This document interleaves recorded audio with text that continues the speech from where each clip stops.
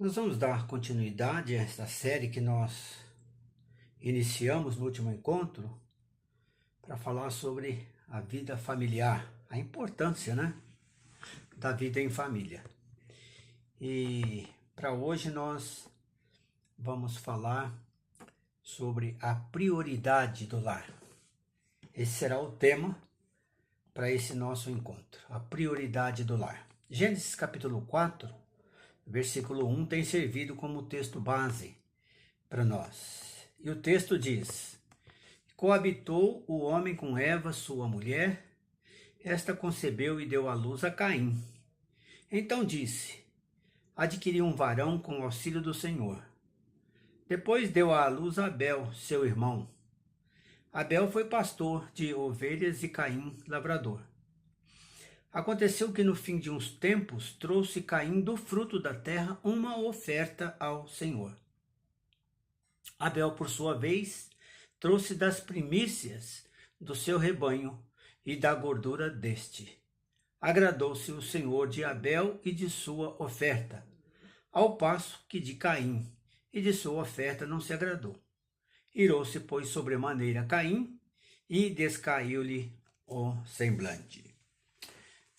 O primeiro ponto que nós tratamos foi acerca daquilo que traz a dignidade para o lar, extraído do finzinho do versículo 2, que é o trabalho, Abel foi pastor de ovelhas e Caim lavrador.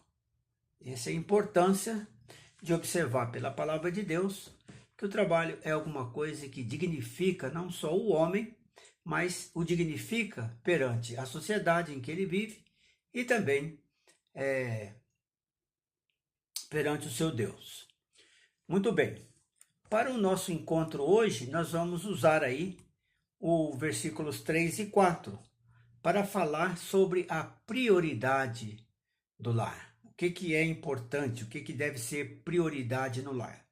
Versículo 3 diz que tanto Caim trouxe da terra uma oferta ao Senhor, e também no versículo 4 que Abel, seu irmão, também trouxe uma oferta ao Senhor e a trouxe das primícias do seu rebanho. A prioridade da família não é o trabalho secular. Nós vimos no versículo 1 a importância do valor que dignifica a família e tem o seu valor para estruturar a família em todos os aspectos.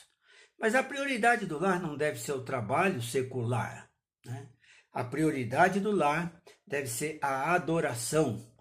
Veja, versículo 3 e 4, ambos trouxeram uma oferta em adoração ao nosso Deus. Então, a prioridade da família não deve ser o trabalho secular. Infelizmente, muitos têm confundido o valor do trabalho que deve ser feito. Todavia, esse trabalho não pode ocupar, em primeiro lugar, de forma alguma, aquilo que vem a ser a prioridade do lar, que é a adoração. Disse o Senhor Jesus: buscai, pois, em primeiro lugar o reino de Deus e a sua justiça. Com que propósito? De adorá-lo. Buscar o reino de Deus para conhecê-lo, para compreendê-lo, a fim de que possamos adorá-lo. E as demais coisas vos serão acrescentadas, disse lá o Senhor Jesus em Mateus capítulo 6. Então a prioridade da família não é o trabalho secular, gente. Quantos e quantos hoje estão absorvidos, os membros da família tão absortos estão em atividades seculares e não tem tempo para adoração. O que eu quero dizer com isto, nesse aspecto, que devemos tomar cuidado para que atividades lícitas, que são o trabalho, não venham a ocupar aquilo que tem que ser a prioridade do lar. Eu quero ler um texto conhecido também em Lucas, capítulo 10, onde Jesus se hospedou num certo povoado, lá no versículo 38 de Lucas 10, diz assim: indo eles de caminho, entrou Jesus num povoado e certa mulher chamada Marta hospedou na sua casa. Tinha ela uma irmã chamada Maria, e esta quedava-se assentada aos pés do Senhor ao ouvir os seus ensinamentos. Marta agitava de um lado para o outro, ocupada em muitos serviços. Olha a ênfase aí. Ocupada em muitos serviços.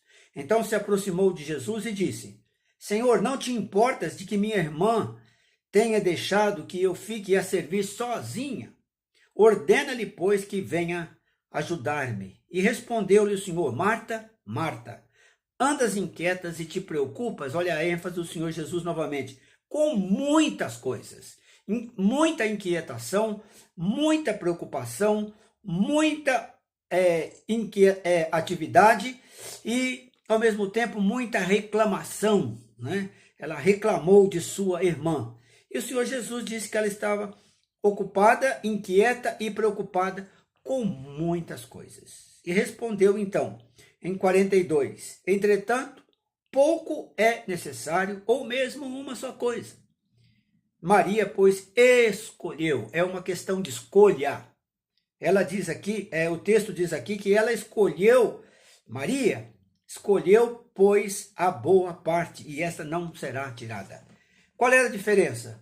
Maria estava aos pés do Senhor, ouvindo seus ensinos, aprendendo do Senhor, enquanto que Marta estava ocupada em muitos serviços.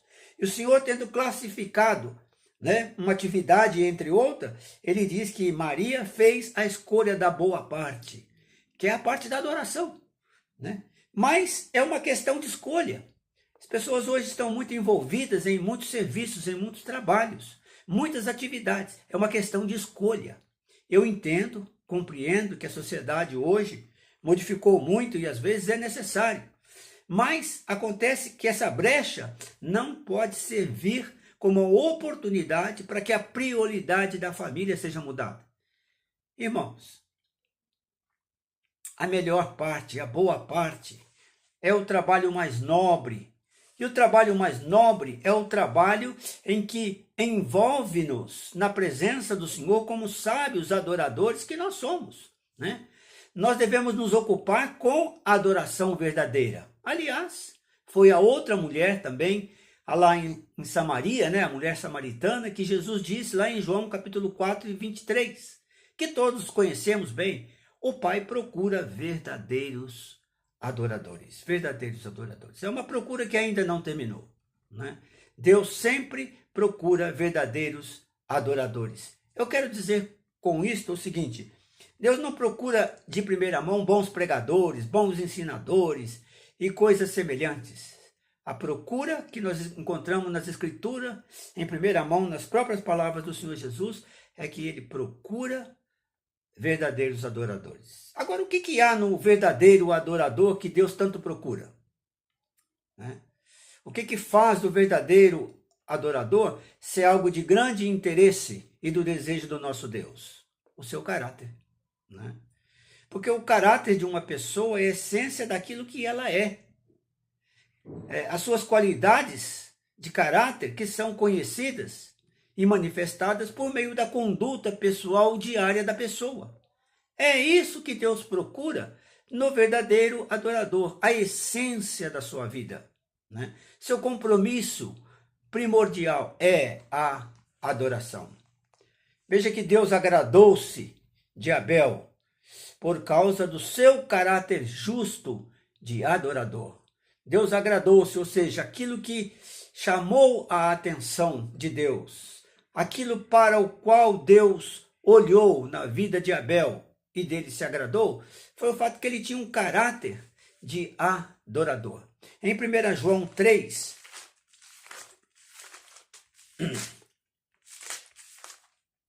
na epístola de João, capítulo 3, a primeira epístola, versículo 12, diz assim: não segundo Caim, que era do maligno e assassinou a seu irmão. E por que o assassinou?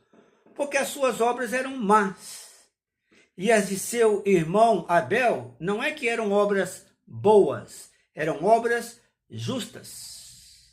Em Hebreus, capítulo 11, versículo 4, nós lemos também outro texto de grande valor. Versículo 4 diz: pela fé, Abel ofereceu mais excelente sacrifício do que Caim, pelo qual obteve testemunho, não para ser justo, mas já de ser justo.